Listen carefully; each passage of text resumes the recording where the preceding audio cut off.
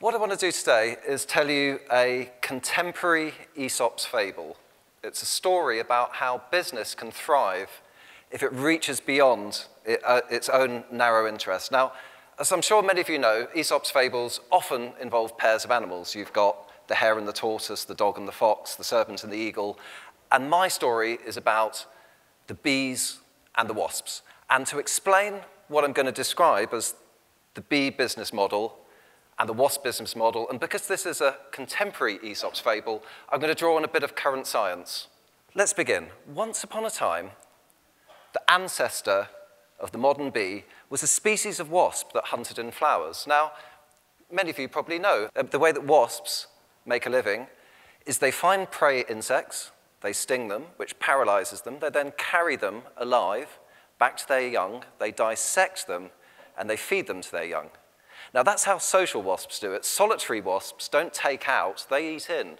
What they do is they find the prey insects, they sting them, they lay their eggs in them, and the young eat their way out. Now, I'm sorry to share such gruesome details, but I want to say this is not a particularly ethically attractive way to make a living.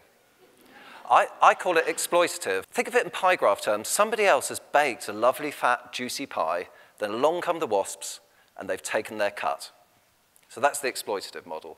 Now, you remember I said that the particular ancestors of our bees were wasps that hunted in flowers. So when they brought their prey insects home, they would have been coated in protein-rich pollen. And if there was a wise goddess of evolution, Athena, let's say, she might have looked at this and thought, my, that pollen is super rich in amino acids, and it's so easy to catch. And so, 80 million years before Ellen DeGeneres, before Natalie Portman and others made it fashionable, our bees became vegans.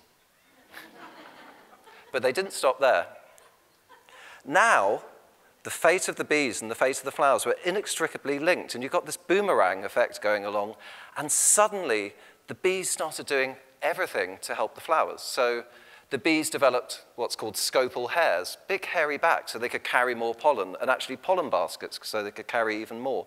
They developed a communication system which is mind-boggling. If you think about the traffic going into a current airport and the way that air traffic control works, now imagine doing that in a bee colony where you will have seen the famous waggle dances, where they tell the other bees where the flowers are. But did you know that an average bee colony will visit 2 million flowers every day using this hugely efficient model of communication? And consider this, a single bee all day will only visit one species of flowers. And why is that? Well, if they turn up at a rose, it's no good them being covered in marigold pollen. And so you can see through this that the bees are really behaving in a way that I call generative. And what I mean by generative is not just generous or not just generating growth, but they're looking after future generations. Next year's flowers are being looked after by these bees, and those flowers are going to look after next year's bees. So that's the generative model. And back at that pie graph, what the bees are doing is they're growing the whole value of the pie. And I call this the generative model. Now, that's my theory, and every time I see a business, I see one of these two models. I see some businesses behaving generatively, developing what Michael Porter, the business guru, called shared value, in that they're working to maximize financial value, but also social value in everything they do, and they're behaving generatively. And you see many other businesses that are behaving just like the wasps. Somebody else makes a big fat pie, and they're very cleverly working out an angle to take a cut. So that's the theory. But no theory of human society could ever be all that interesting until we get down to scandal, name-calling, and gossip. So let's talk about bankers. Why is it that some industries, banking for example, are so unpopular in the public perception? It's not just recently, but for hundreds, thousands of years, people doing what bankers do has been criticized. And the criticism is along the lines that I've been describing. People say, well, somebody else worked incredibly hard to save that money, to grow that business, and then bankers are just turning up and they're taking a cut. And it looks unfair. The pharmaceutical industry gets criticized a lot, and most medicines in the world are discovered in universities, in science parks, but then the pharma companies snap up the patent, and then they're criticized for exploiting those patents. Corporate lawyers, tabloid journalists, whenever you find an unpopular industry, usually the accusation is that they're just being a bit waspish. So this raises some questions. So one question is, I work in a WASP-ish industry. Now, I say this with deference to the place where I am, Cal State. What do I do in a WASP-ish industry? Do I adopt a Hornet strategy? Do I become a super WASP to compete with the other WASPs?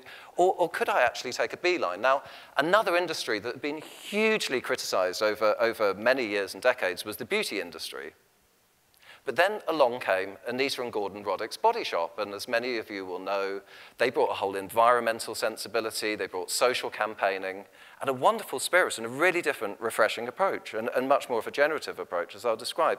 And there was one feature of that I think is under-recognized that's really important to understanding what really makes a generative business tick. So I once asked Anita Roddick what her business model was, and she told me, we put the money into the product and not the packaging. So not only were they not exploiting rainforests, they're not exploiting gender stereotypes, they're not exploiting animals, but they weren't exploiting their customers. Because when you go to a shop and you buy a beauty product, you expect it to make you beautiful. And you don't expect most of the money to have gone on marketing and packaging and other things. You want what you got from the Body Shop, which is something that looked and felt and smelt and worked wonderfully for the money you paid for it, because all the money had gone into that.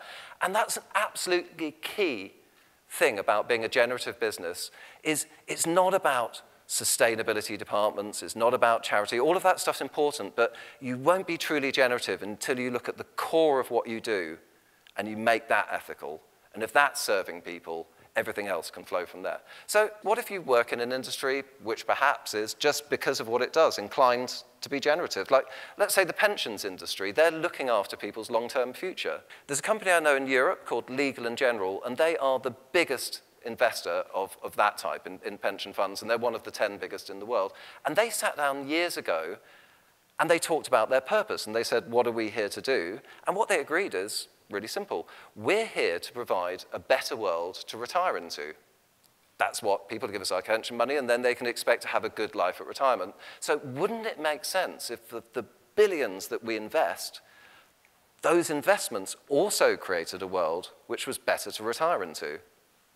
And so they pursued just that. And for instance, they committed $15 billion to affordable housing. Affordable housing is a great long-term investment. It's very stable assets, it's very good financial investment. It's very good for the towns and the societies we live in that people have affordable housing, and it makes a nicer world to retire into. And on top of that, they actually invested in urban regeneration. And again, urban regeneration makes a much nicer town to retire into, and if you think about it cleverly, it actually makes those houses all around the town that they've invested in worth more. And this is how I think really excellent generative companies work, is that rather like the bees, they really fine-tune and look at it as a system to produce the maximum value, the maximum financial value, but also social value from what they do, and that kind of system thinking. I think it's really easy to talk about this kind of theory when you talk about companies that are blooming and thriving. You look at the Googles of this world, and you expect them to be generous, you expect them to have lovely workplaces and great social programs and so forth, the Facebooks and so forth. But what if you're a company that's really struggling? Could this kind of generative approach really turn things around? Well, I want to talk to you about McDonald's. Now, McDonald's in this country has been having a really hard time. A report last year in the Wall Street Journal said that 4 out of 5 US millennials have never even tasted a Big Mac. Never even tasted one. And if you look at the criticism they've been getting, you look at films like Super Size Me, you look at films like Food Inc., you can sort of see why. But it doesn't have to be that way. I want to talk to you about McDonald's in the UK, and let me tell you, it's a whole different story. So McDonald's in the UK is recognized for investing in sustainable sourcing, free-range eggs, recycling. They've won awards for this kind of thing. They partner with NGOs on reforestation. They've won an award literally called Best Place to Work, and they have excellent staff practices. And in fact, in my country, after the British government, McDonald's is the second biggest educator in terms of helping their staff get qualifications. They put healthy items on their menu. Years and years ago, McDonald's salad, that's a thing, and they've been really promoting them. The cafes are, attractive and modern and stylish and accessible, and they've really got with digital. So the question is, how have they been doing? Well, let me tell you, McDonald's in the UK has enjoyed 41 consecutive quarters of growth. Are they perfect? No, they wouldn't claim to be perfect, but they have shown how if you take this generative approach to the heart of your business and you really move with the times and you're moving with issues like sustainability and health, you can actually make progress. So what can all of us do? Well, as citizens and consumers, we've really got to help this and we've really got to demand this. And it's our voices and our pressure and our purchasing and things like that which have been enabling the good companies to really pursue this and to be more generative, and also which punishes the companies that we choose not to buy from. So we can all take a responsibility. Next time you walk into a store, it's so easy to buy a fair trade packet of coffee or in other ways reward these kind of generative models. But some of you here will be either running businesses, working in businesses, studying MBAs and going to run businesses. And what can we do, the business community? And I think the first thing is, unlike the WASPs, we've just got to look beyond our next meal. And we've got to look beyond the next quarter's results. And it just starts with a really simple step, which is a willingness to evolve. And if you're willing to evolve, all this other wonderful stuff can happen. And the direction of that evolution, really what the bees developed was a model which was flower-friendly. Business has to develop a model which is human-friendly. Such a simple step. Take care of your people, take care of your customers, take care of your communities. But beyond that, look for those really big human needs, things worth solving. What do we need in the world? We need financial services companies that are growing economic security.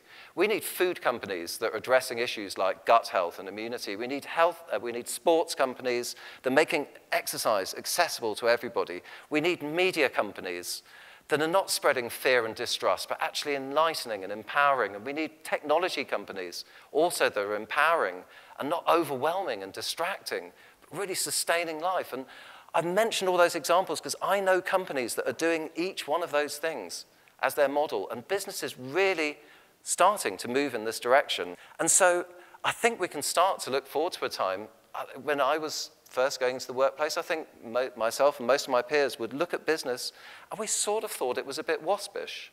It's selfish, it's looking after its own interests.